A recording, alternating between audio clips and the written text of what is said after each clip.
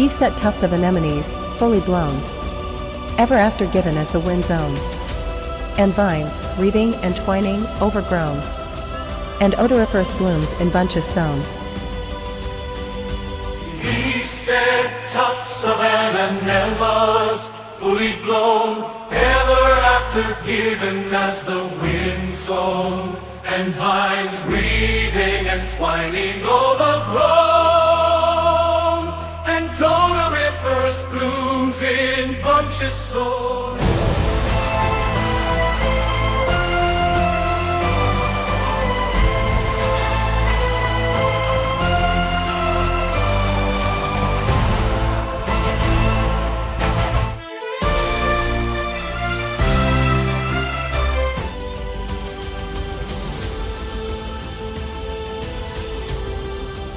Across the lea and on the moor she shows, along the lane and through woodland meadows. Eve, Mother Nature, yet lives in boughs and thickets, still imparting all she knows.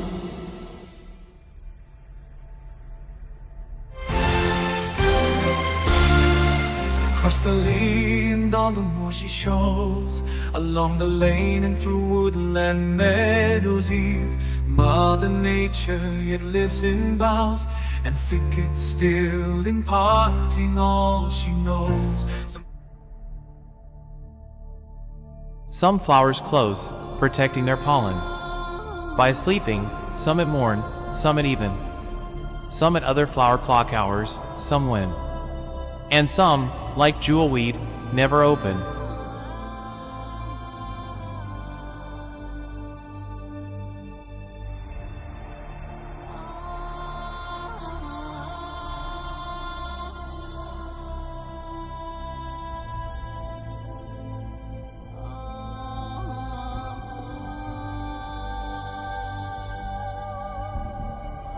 Some flowers close, protecting their pollen by sleeping, some at morn, some at even, some at other flower clock hours, some when, and some like jewelry never open.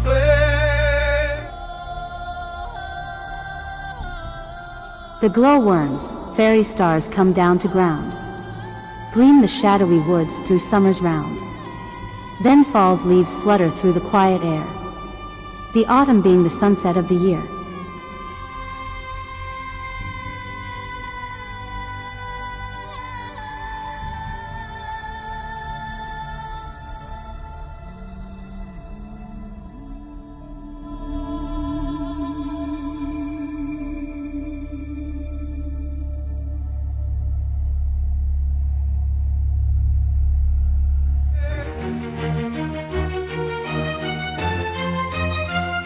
The glowworms, fairy stars come down to ground, gleam the shadowy woods through summer's round. Then fall's leaves flutter through the quiet air, the autumn being the sunset of the year.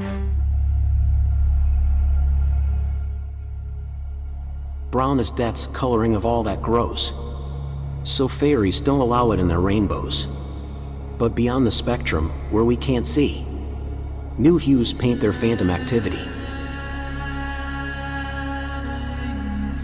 Brown is death's coloring of all that grows, so fairies don't allow it in their rainbows. But beyond the spectrum where we can't see, new hues paint their phantom activity.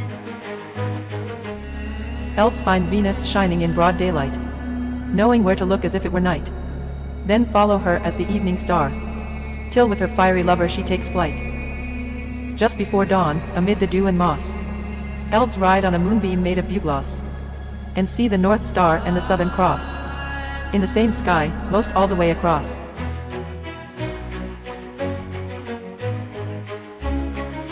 Elves find Venus shining in broad daylight, knowing where to look as if it were night. Then follow as the evening star, till with her fiery lover she takes flight. Just before dawn, amid the dew and moss, sails right on a moonbeam made of Bugloss. close and see the North Star and the Southern Cross in the same sky, most all the way across.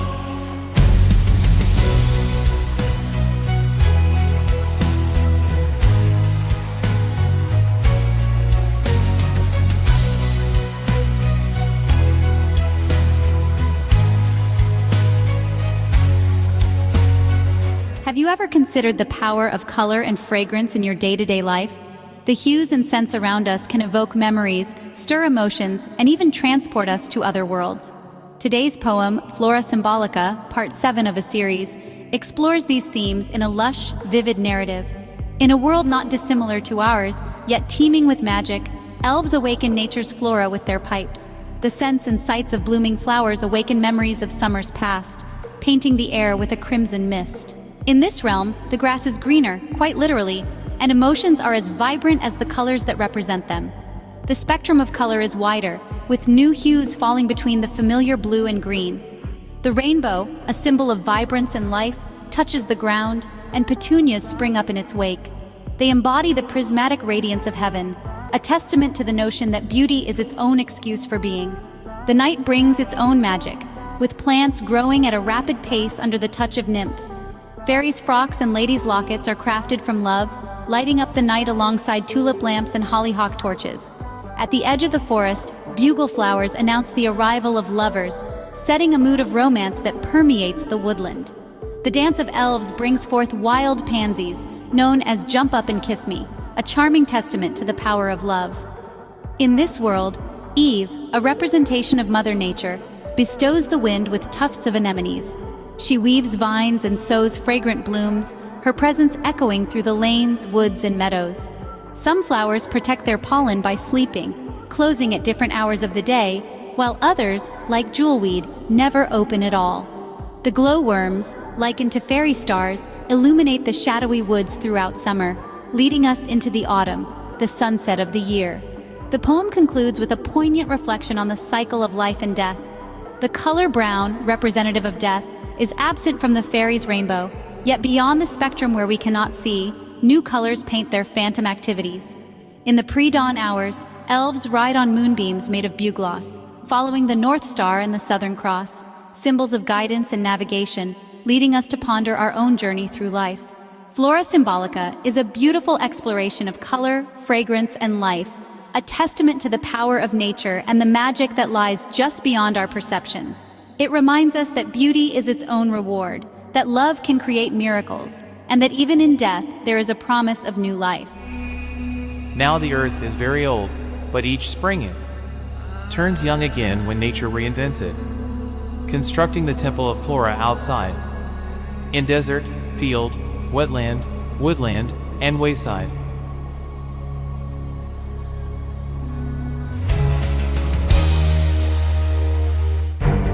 Now the earth is very old, but each spring it turns young again when nature reinvents it, constructing the temple of Flora outside, in desert, field, wetland, woodland, and waysides. Spring kisses the earth, leaving flowers there, like those whose perfume first scented virgin air. As again, the fragrant glen, in heaven's prayer, hails earth's anniversary with flowers fair.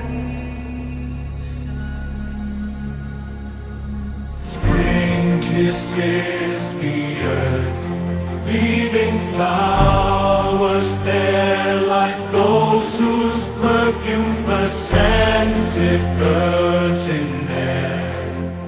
As again the fragrant glen in heaven's prayer hails earth's anniversary with flowers fair.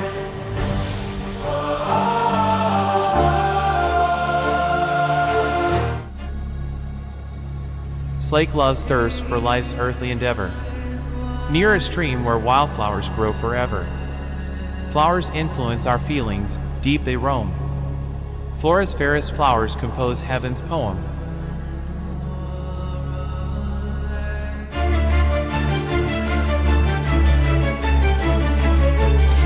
Like love's thirst for life's earthly endeavor, near a stream where wildflowers grow forever. Flowers influence our feelings deep, they roam. Flora's fairest flung poems, heaven's poem.